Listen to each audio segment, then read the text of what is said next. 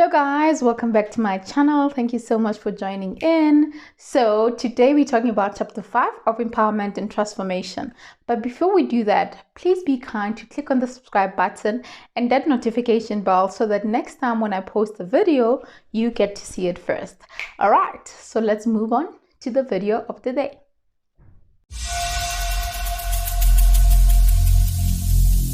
Every single day, I'm gonna make Cheap is expensive and there's always a price to pay. That is chapter 5 of empowerment and transformation with Real Talk with Ntabi.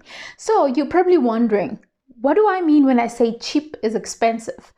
I will make a very practical example. This is for someone who obviously know Joburg or who stays around Joburg. They should be very familiar with these places: China Mall, Marabastad, or Small Street. So those are the areas that I'm focusing on. All right, so we know that those shops you can go and get anything that you want, from clothes, from shoes, from bags, from decors, anything that you want. All right, at a very reasonable price, at a very cheap price, right? So this is why I'm making an example. Let's think about this. Let's make an example with shoes. Let's say you invest in a pair of shoes that cost you around 200 Rand. Let's say running shoes. You buy running shoes that will cost you, let's say around 450. 200 might be a bit little. 450. All right. So you go there, you invest in running shoes in those areas and you wear them each and every day. So the question that I have for you is that, is the quality of the shoe good? How do you know if it's great quality? And when you go and buy and invest in that particular running shoe, do you think about how long it would actually last you? How long you would have to wear those shoes? I mean, as someone who also do races and everything, I understand that running shoes need to actually be replaced in about 6 months to a year, depending on how much you run or like your distances and all that.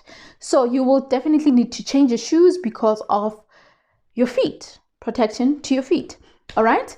Yeah. So now you would invest in those shoes. Let's assume that the quality is not so great. And after 6 months, 6 months is a long time actually. After 3 months, you are now forced to replace those shoes. And let's assume you run around 21 kilometers and all that. So what's going to happen? It means that you're going to have to go back and invest in another pair of shoes, which will cost you the same amount of money, which is going to be 450 again. And it means all in all, you would have paid 900 Rand. As opposed to going to like, should I mention shops? Okay. You know, Total Sports Scene, where you can get like proper shoes with good quality. And obviously, you know that you could spend around from 1.5 to 2 point something. So it's around that amount. But you know for a fact that the shoe can actually last you about a year. And you won't have to worry throughout the year. Depending, of course, on how you run and all that. So my point is, you cannot really invest in something that will actually make your life difficult later in the year or in a few months. So meaning you need to invest in something that you know for a fact that it's not going to cost you more later. So you get my point. So my point is, it's great that we want to get to buy cheap things, cheap clothes, cheap shoes, especially shoes, guys, and all that. But now we know for a fact that they won't last us. So what I'm trying to say is that people invest in sales, like going to buy when there's a sale and all that. Smart people do that. They don't just go and buy. You know, they buy when there's a sale and all that. So that's the kind of cheap option you would want to opt for, because it's still great quality, but obviously at a very lower price. It's a sale after all. You are bound to get a discount or something like that. So now my point is, do not invest in something that is too cheap, but yet it's going to cost you more. So what's the point of investing in, a shoe that you're going to wear for just 3 months, and then after that you're going to have to replace it? So it means that you're actually going to spend more. So it becomes more expensive. All right, let me make another example, and this one is mainly in business. Let's talk about your service providers, your clients and all that. So I'm personally in business. I have a company that I'm running, a design agency, IL Designs. So now often you would get, clients that say, hey, I registered a domain with so-and-so company, and now I'm trying to contact them. I can't get, any support, any help and all that. Okay, really? So what is it included in that domain? How much are you paying? I'm paying this amount. Oh, all right. Okay. It was a bit cheap, so I thought I could go for it. Okay, nice. Awesome. You probably worked on your budget, right?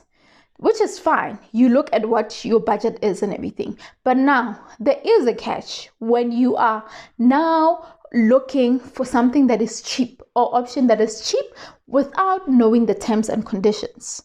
What do I mean by that?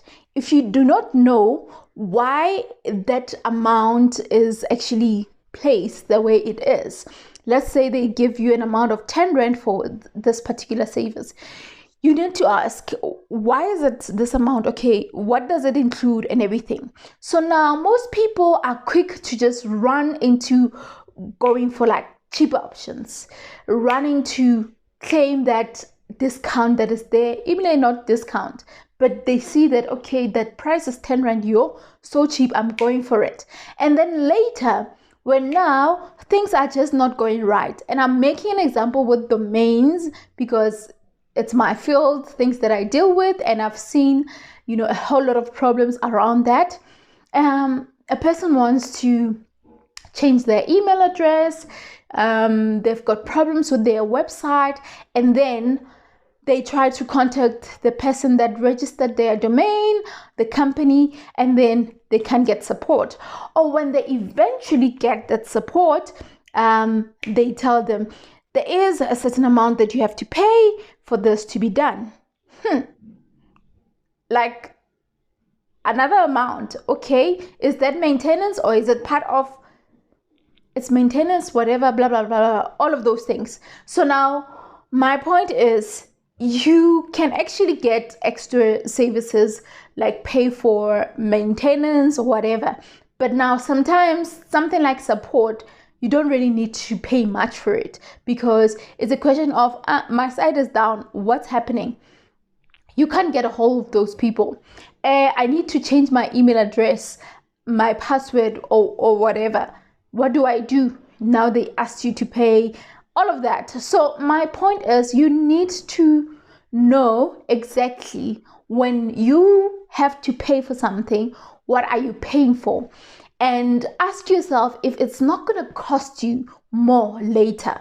Because if it's going to cost you more later, it means now you're investing in something that will actually make you broke in a longer process. Because instead of you paying maybe a certain good amount to get all the services that would actually even be relevant in the next couple of months, or when you make a call and say, I want to replace my domain, my email, or change my password, or whatever the case may be. So my point is, guys, before you get into something, before you start saying, hey, I got a great deal of this amount and I'm going for it, find out exactly what the terms and conditions are, what that service include and exclude. Because the minute you start registering it, you don't know that you're probably opening a door to actually paying more. So you need to know contracts are important. Contracts are important, and I can't really emphasize this more. Contracts are important.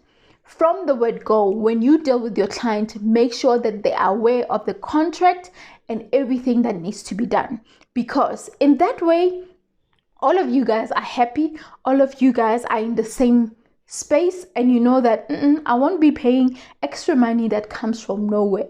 So my point is, do your research, make sure that you are informed. Don't be very quick to run and invest in something just because it's cheap.